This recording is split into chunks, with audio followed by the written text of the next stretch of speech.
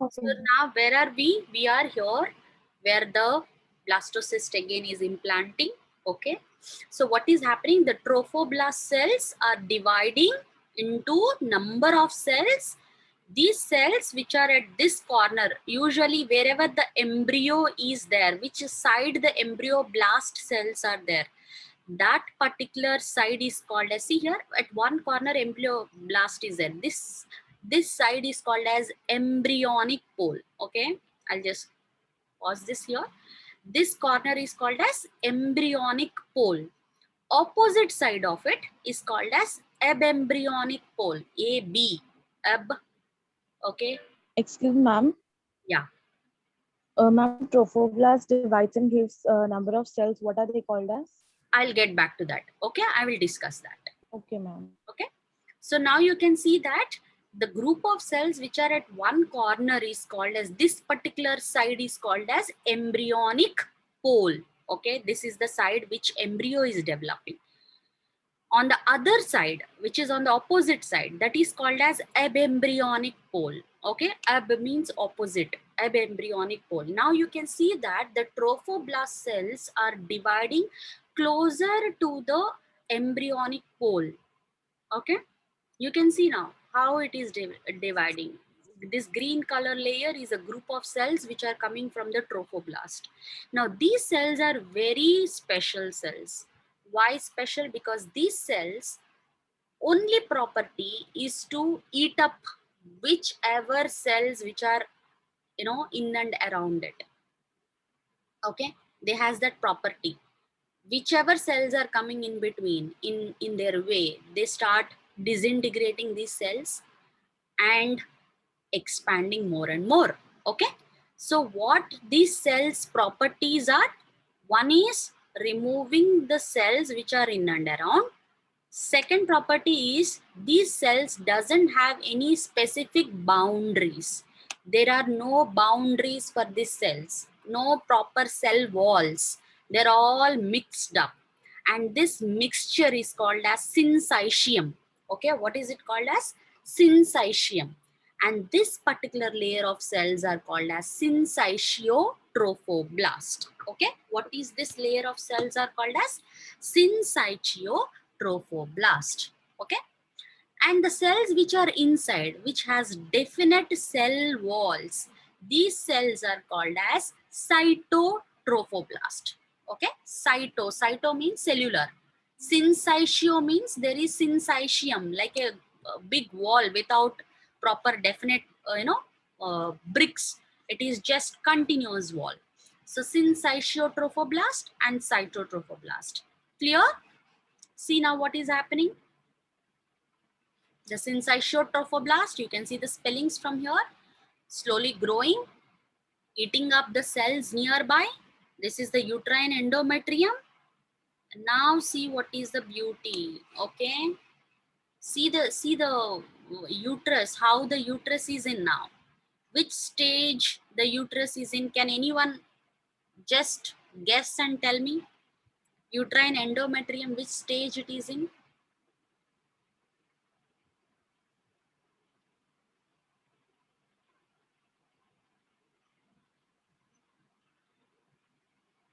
Guys, come up with some answers. Endometrium stages, menstrual cycle. Then I have to tell this, isn't it? Menstrual cycle stages.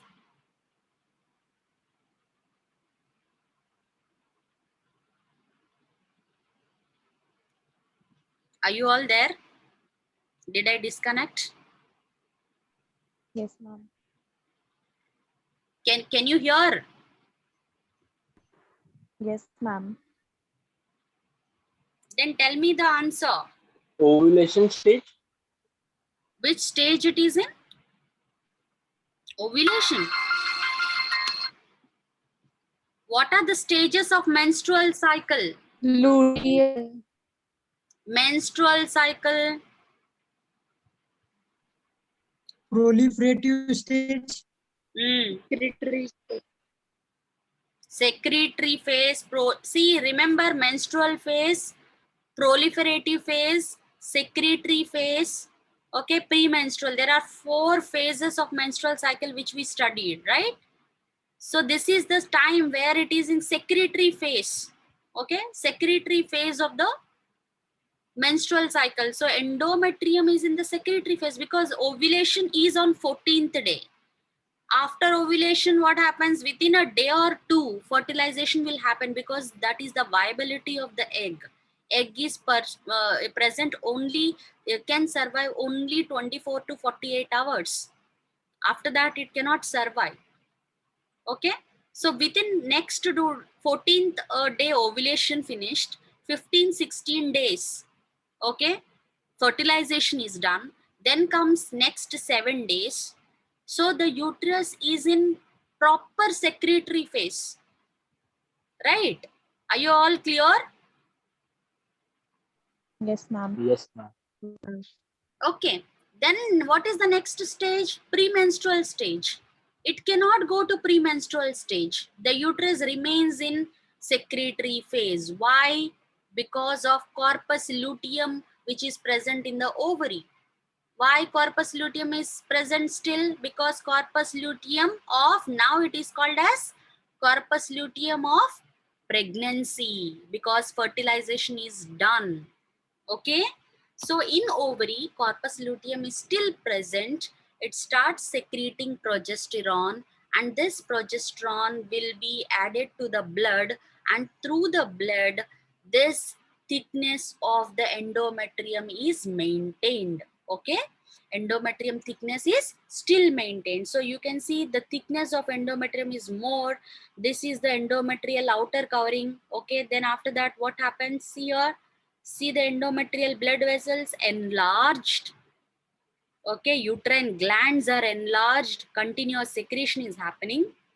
Now you can see that, see the difference what is happening. Since ischiotropoblast is well developed, cytotrophoblast is well developed. And you can see that total implantation of the embryo. Now onwards it is called as embryo. Okay, so it is no more called as zygote, it is now called as embryo.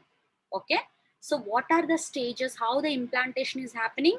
Implantation is happening when the trophoblast is dividing into, first is zona pellucida hatching, then comes the trophoblast division. Trophoblast divides into 2 different layers, cytotrophoblast and syncytotrophoblast. Syncytotrophoblast is well developed towards the embryonic pole. Okay, this side is the embryonic pole, and by 9th to 10th day post fertilization, the entire implantation is completed. Okay, so how do we know if you are a fertility expert?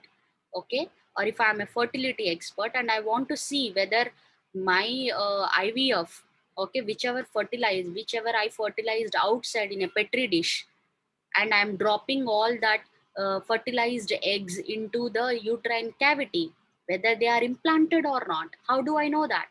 Okay, what I do, if I'm a fertility expert, I just insert a laparoscopic tube and I just observe this particular area. What is this area? Wherever implantation happens, we can see a fibrin plug. Okay, fibrin plug means a fresh clot. We can see inside the uterus there is a small clot appearing. Okay, fibrin clot appearing. So you know that this is the site of implantation. We know that yes, implantation is successful because we can see a fibrin clot. And sometimes few ladies experience a mid-cycle blood stain. Okay, so that means just that is during implantation, there can be a spotting. Spotting means you can see a small drops of blood which is discharged through uterine cavity outside. Okay, so we can say that during implantation process a spotting can be seen in few females. Okay, so this is called as fibrin plug formation. So what is happening outside, we will discuss that in the next coming slides. Okay, what is happening in the embryoblast, we will discuss that in the coming slides. But this is a process of implantation. Are you all clear till here? Yes, ma'am. Any questions still here? So, under this clinical anatomy, we will study IVF. IVF is in vitro fertilization. Vivo. Vivo means inside our body. In vivo is inside our body. Vitro. In vitro means outside the human body. We are doing something else, that is called as in vitro. Okay. In vivo experiments, that is human experiments in vivo. We are giving some kind of pharmaceutical drug which might help in the like COVID. We are giving remdesivir injections. Okay, this is in vivo experiment, whether it is going to work or not. So this is an experimental drug. In vitro is something which you are taking it outside and you are trying to observe. Okay, so in vitro experiments are usually very easier to get ethical permissions than in vivo. So in vitro fertilization means fertilization which we are doing outside the human body. Okay, then we also talk about abnormal sites of implantation and of course contraception. Let's see IVF procedure. Okay, this is also called as assisted reproduction. Okay, usually we give certain kind of medication. Okay, for follicle development, we are simply giving follicular stimulating hormones to the women. So what happens is, because of this drugs, the follicles keep on increasing, and many numerous, usually what happens, only one or two follicles mature and only one ovulates. But what happens to these females, multiple follicles keeps developing because of the injections which we are giving, medication which we are treating them with. Okay, so we try to enhance the follicle stimulation. This is step one. And then out of those follicles, we choose which are mature ones laparoscopically. Okay, we take a laparoscopic instrument and we try to take the follicles, the eggs from here. Okay, many follicles are, this is a transvaginal laparoscopy. So we are injecting the needle through the vaginal cavity and we try to take out the eggs. We take multiple eggs so that if one is not fertilized, we can use other eggs. So we take more number of eggs. Okay, this is called as ultrasound guided transvaginal laparoscopy. Now this is what is called as in vitro fertilization. We give potential sperms into that egg in a petri dish to fertilize. Once fertilization is happened, usually many sperms are left outside, or else intracytoplasmic injection. This is called as ICI procedure, that is called as intracytoplasmic injection. Usually one potential sperm is selected and we inject directly into the egg cell. Okay, that also can be done. Once it is done, fertilized egg, when it is in the stage of morula, it is taken and released into the uterine cavity. We release 3 to 4 fertilized eggs in hoping that at least one will go and implant. Okay, we cannot do anything to hatch the zona pellucida. It is a natural process and it has to be done on its own. So we leave the egg, fertilized egg, along with the zona pellucida inside the uterine cavity. Okay, so this is called as IVF, in vitro fertilization process. Now implantation, this is the sites of ectopic implantation. IVF, everyone clear what we do, the process? Yes, ma'am. So Yes, ma'am. side effects of Yes. IVF process is, there are many side effects. One of the side effect is we are giving at least 3 to 4 eggs, fertilized eggs into the uterus, in hoping expecting that at least one will fertilize, I mean one will implant. But sometimes what happens, 2 to 3 eggs, you know, they go and get implanted and they will start developing. So usually in IVF process, you see, you know, twins, you see triplets sometimes. So these are the most, of course, nice side effects. People who wanted multiple children at once, so they will get multiple children. Okay. So other than that, the next clinical applied aspect is ectopic implantation. Ectopic implantation, as we think, there are many cases, especially increased in last 10 years, the cases of ectopic implantation. Ectopic means outside, outer than normal is called as ectopic. Okay. What is the site of, that's why I told you site of implantation is very important. Guys, what is the site of normal implantation?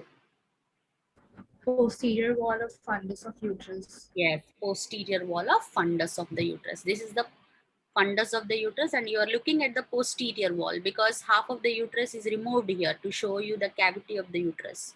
So sometimes, unfortunately, there are ectopic implantations.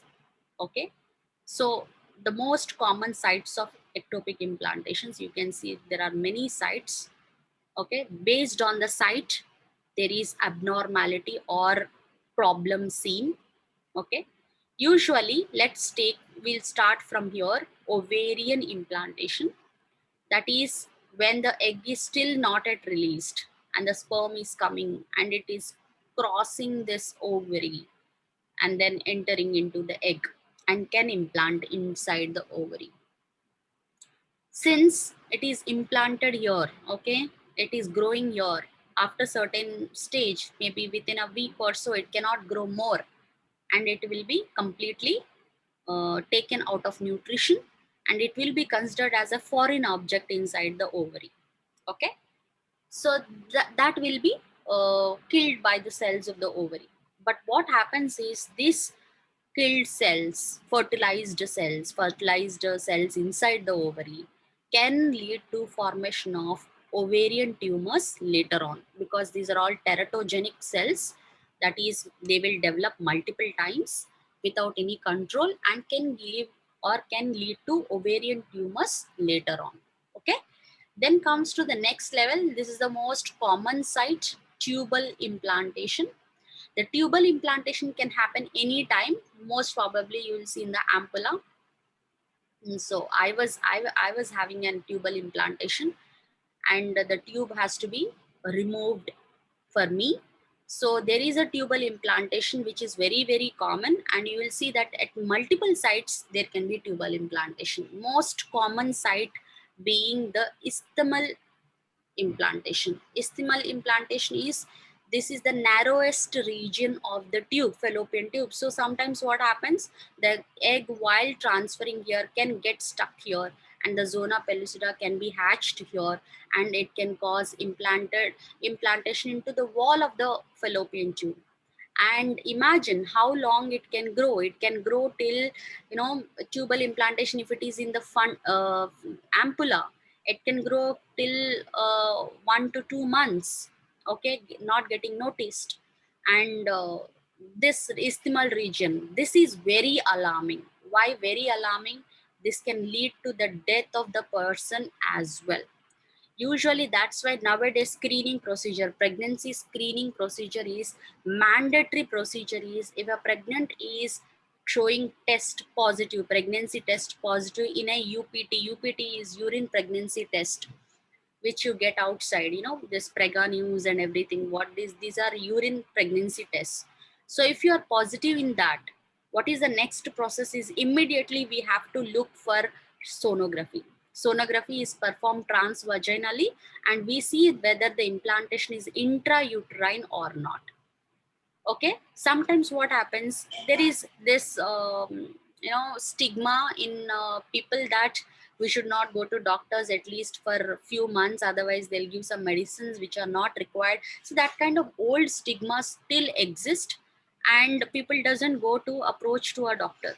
The female doesn't get menstrual cycle because implantation has been happening. Okay, so menstrual cycle is stopped. So female thinks she is positive for pregnancy. She is pregnant, but where is the site? Site is somewhere else. So what happens if it is a tubal implantation? The uterine artery is immediately below the fallopian tube.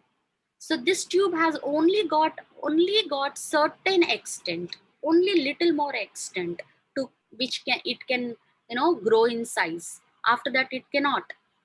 So it will rupture. It not just ruptures, it will injure the uterine artery. In my case, there is an uterine artery rupture and there is severe hemorrhage. So almost like 2 liters of blood I have to be infused.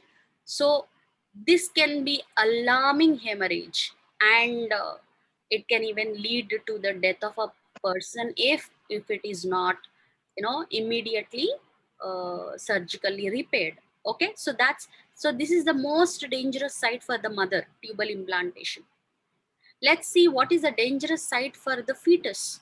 Okay, anywhere in the middle region, if there is implantation, in first few months we have to be very careful. In the next few months, slowly the implantation can move upwards along with the growing of the uterus, so there is no problem here. But if it is implanted at the lower segment of the uterus, sometimes it will go into the wall of the cervix and get implanted here.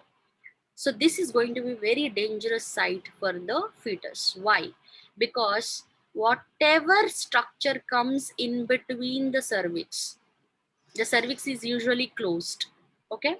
It is just minutely open. It is not open completely. It is closed. If you forcefully start expanding the cervical canal, it shows a positive mechanism. Okay, there is a positive feedback mechanism which you will study in physiology. It goes and triggers the hormone oxytocin, and it will cause contraction of the uterine wall, leading to the expulsion of the fetus. Usually you see spontaneous abortions. Spontaneous abortions are because of either genetical reasons or might be because of lower segment implantations.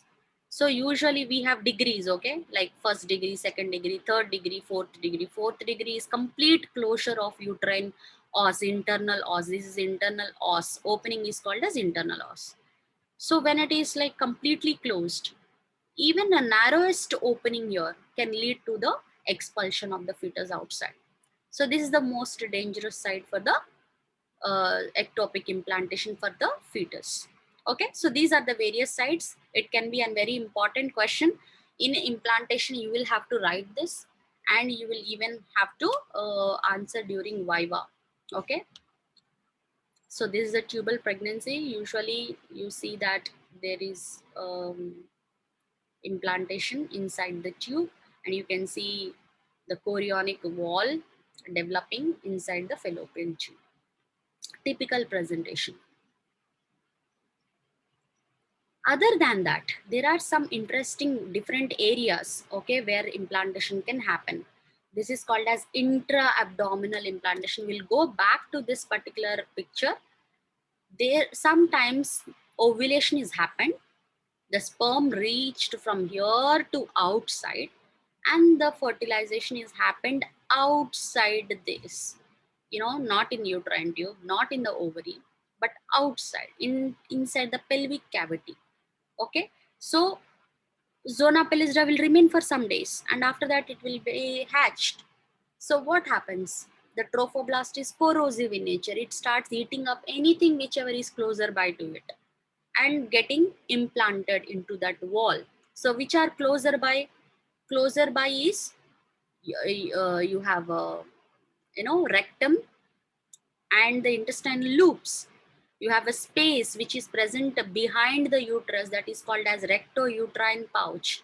In between, the space present between the uterus and the rectum. Okay, so in that space also you will see implantation sometimes. Okay, these are called as intra-abdominal implantations. You can see that phase of the embryo, which is, this is outside the uterus. That means it is intra-abdominal. Intra-abdominal. The female thinks that she is pregnant, and if you see sonographically, pregnancy is not there, gestational sac is not there. And where is the fetus growing? Somewhere outside on the wall of the intestine. Okay. Sometimes there has been evidence that the fetus can grow till 5 to 6 months on the wall of the intestine. After that, of course, it doesn't get enough nutrition and it will have to get expired. But it can become a potential tumor, cancerous, because these embryonic cells are cancerous. So risk factors for ectopic pregnancy. Usually you will see if there is previous ectopic pregnancy, very high risk of getting ectopic, previous tubal surgery, tubal ligation, tubal pathology, in utero, DES exposure, current IUD use. So all these are like various risk factors. Moderate is infertility, of course, previous cervicitis, any infections, history of pelvic inflammatory disease. This is not so much important for dental students, but you can just listen. Multiple sexual partners, smoking, and low degree of risk happens when it is previous pelvic or abdominal surgery, as in vaginal dosing and early age intercourse. So these are some of the low risk factors. How do you manage? This is not important for dental students. You can just have a look at it. This is a presentation for MBBS students. So you usually, what happens is these are the tubes and you just go for salpingectomy. Okay, salpingectomy means removal of the tube. Okay, you just cut and remove the entire tube. Simple. Okay, these are the questions: fertilization, secondary oocyte, blastocyst, zona pellucida, and implantation. Clear, everyone? Yes, ma'am. Yes, ma'am. Questions? Yes, ma'am.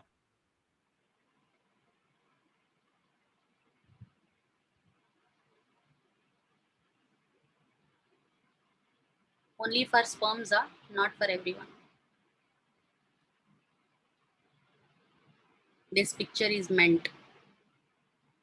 Okay, so any questions, all of you? Clear?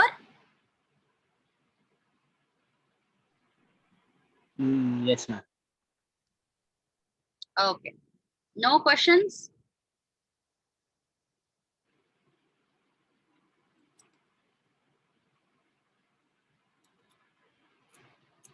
No questions? No questions, no doubts, no problems. Okay, great. So what we'll do, we'll go to the next section in the next class. Okay, I'll be sharing